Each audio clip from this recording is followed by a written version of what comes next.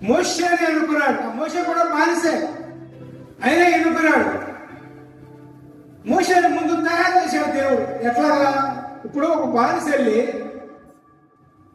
ఫరో రాజు అంటే ప్రపంచంలో వల్ల మంచి బలవంతమైన రాజు. ఒక బానిస వెళ్ళి అక్కడ నిలబడమంటే ఆ ఫరో రాజు దగ్గర నిలబడగలరా? మీరు వెళ్ళి మంత్రి దగ్గర, ఏ ప్రధానమంత్రి దగ్గర నిలబడాలంటే నిలబడగల రాలేదు అసలు. అట్లాంటప్పుడు ఫరో రాజు దగ్గరికి వెళ్ళి ఒక బానిస నిలబడాలి అంటే నిలబడలేడు, పారిపోతాడు.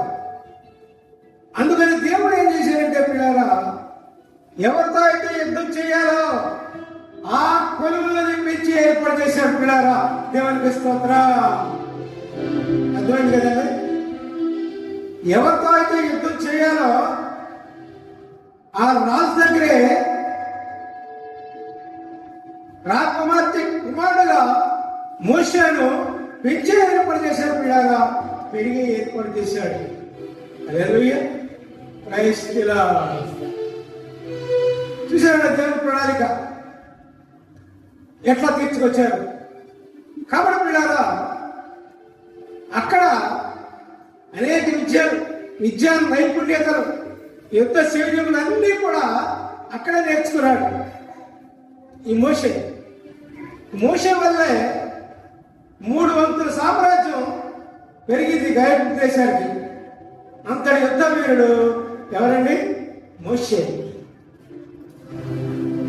అటువంటి మోషేని ఎన్నుకొని అక్కడ పంపించాడు. పిల్లారా, ఒక వట్టు మనిషిని పంపించలా, దేవుని యొక్క వరాలిచ్చి పంపించాడు. మోషేను దేవుడు పంపించిన తర్వాత ఫరో సామ్రాజ్యంలో అడుగు పెట్టాడు.